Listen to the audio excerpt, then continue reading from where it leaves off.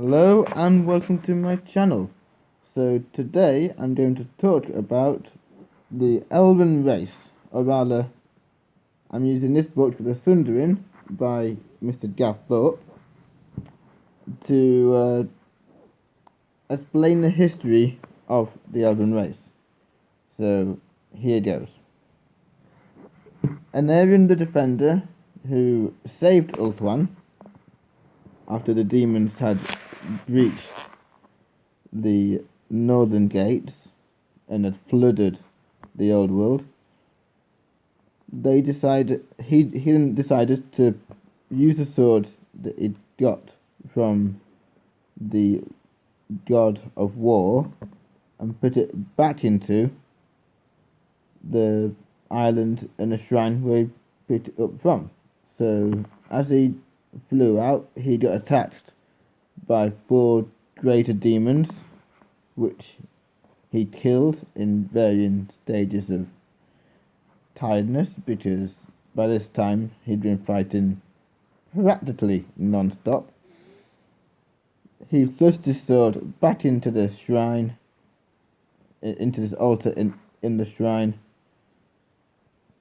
and it's not clear from after that point if he gets killed by an assassin or he just dies of his wounds, because he had godlike power and he's just giving it all away. His wounds probably overcame him, is my personal theory anyway, and he died, as did his dragon.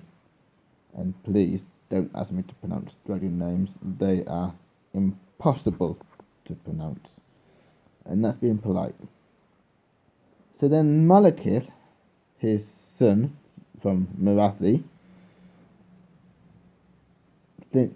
realizes that his dad's passed on years later, because he was a babe in arms at the time, and he decides to expand Nagarath and make her richer. The kingdom of Nagarath, this is, and make it richer by conquering the colonies outside of Ulthuan.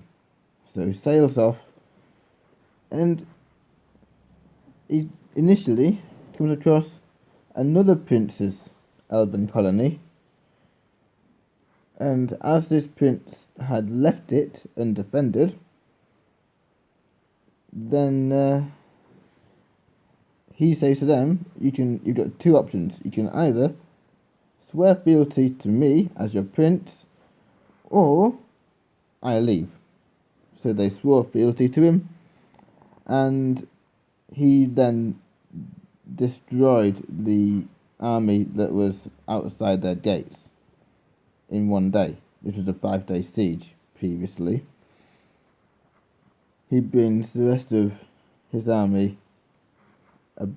ashore, and he then starts expanding outwards, gaining more lands, expanding, and suddenly there's this little trio of dwarves coming forwards, intrigued by what they've seen. So he's tempted initially to chop the heads off, but is dissuaded by a lieutenant,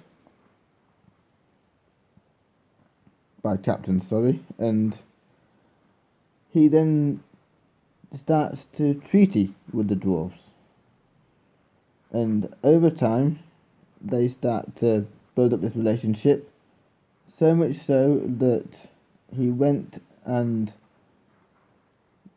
witnessed and listened to the final words of Snorri Whitebeard, and then he told Snorri's son Thorgrim that he was the High King of the dwarves, and walked on. That was it. He then decides to return home and finds Ulthuan besieged by an internal enemy. Now, there's no more demons to fight. but there's cults of pleasure and excess all over Ulthuan. So he and the Phoenix King, Belshazzar, decide it's time to sort these cults out once and for all. So he sends off. He takes off and does his research, finds out his mother, Marathi, is behind all his cults. So after a long, hard-fought battle in the for Anlek in Nagarath, he then captures his mother and has her bound up in chains. So he takes her down to the Phoenix King months later and awaits justice for her. And he tells the Phoenix King, if what you decide is that she should die, let me be the one to swing the sword. To which the Phoenix King agrees. Anyway, if you've heard about the Dark Elves, you realise that Marathi doesn't die. Instead, the Phoenix King dies. So, with the Phoenix King dead and items planted around his room saying that he was part of the cults of excess, suddenly the entire realm is plunged into civil war and brother turns on brother. No one knows who to trust. This allows Nagarath, the realm which was once stable, to become divided, because elven houses play up against one another and claim various loyalties back and say, well, you need to spend more time with us, and because the lives of elves are long, unless they're stricken by illness or are killed in battle, they're virtually immortal. In human eyes, anyway. So, in Nagarath itself, the Anna family, who had fought alongside Anarion for the salvation of Ulthuan as a whole, hear about it, and they've got a marriage planned between their youngest son, Alith, and one of their allies. I can't recall the name of the house,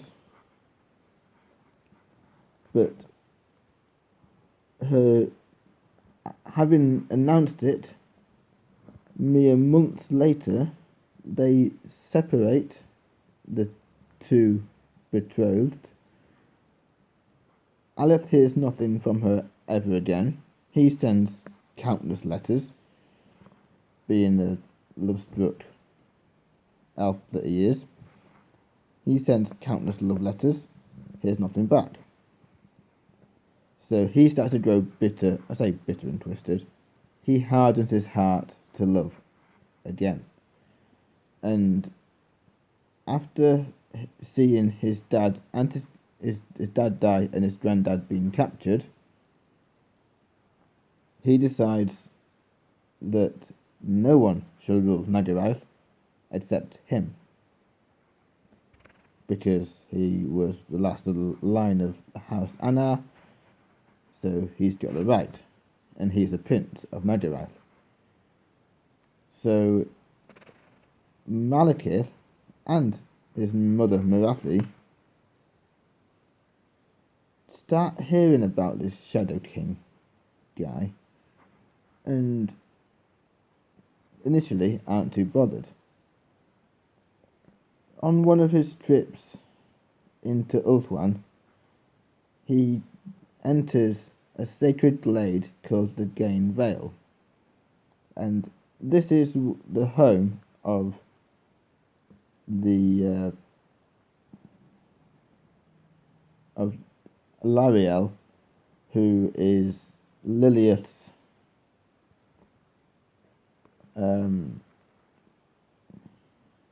prophet, for want of a better word. She's the avatar, sorry, that's the right word, not prophet. She's the avatar of the god of life, the goddess of life for the elves. So wherever she steps, grass grows greener, the flowers become brighter, and darkness is banished completely. Absolutely great. So Aleph is in here, in the Gain Vale with a pack of wolves, because he's a servant of Kurnos, the hunter. And the wolves tell him of a bow that was made by the smith god for Kurnos on behalf of the moon goddess. Bear with me, it does make sense eventually. And the moon goddess had thrown it into Ulthuan and told Kurnos that it was on Ulthuan, and Kurnos hunted but could not find it. So the sons of Kurnos, these wolves, take Aleph to this bow, and they wait until the full moon. Aleph sees this silvery light in the water, swims out to it, dives down, and picks up a really light bow called the moon bow, and it's pre-strung. And this bow looks and weighs like a normal longbow would look and weigh, but instead it fires with such power that it's effectively a handheld bolt thrower. And this is normally an artillery piece that is lifted by 2 elves, carried, set up, fired, looked after, maintained by 2 elves usually. But this is one bow, and it is just shooting arrows with the force of artillery bolts. And then Aleph starts to terrorize the Dark Elves, or the Druki. So, with the Dark Elves now being terrified of this bow, literally, if they take wounds, if they have any of their men die from this bow, from shots from this bow, they take morale tests. Doesn't matter how big the unit is that's been shot at. You can have 100 men. If one guy dies, they're going to flee because they know that it means that Aleph is nearby. And Aleph also claimed in Anlek, I believe it was, the Shadow Crown of Nagarath, which means that only the true ruler can claim it. And as he's claimed it, he is now the true ruler of Nagarath. Marathi and Malekith, who live out in Nagarond now, have no chance whatsoever of ruling Nagarath. They can rule the other kingdoms of Ulthuan, sure, but the Shadowland of Nagarath, that is never theirs for the taking. Aleph has made sure that they are never going to come back to Nagarath ever again. So, now that he's got Malekith and Marathi out of the way, I say out of the way, they decided that they couldn't live on Ulthuan anymore, so they literally cast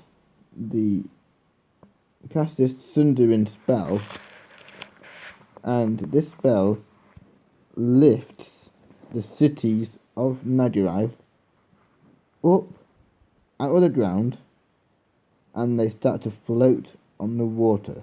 These form the first black arcs. Malekith directs one into Naggarond. He calls it Naggarond as well. And once that lands, that is where it will stay. Over there. But they can summon them again. They can summon as many as they want, but end of the day, you've got cities held up by magic versus the finest navy in the world. So, it's up to you who you think would win that.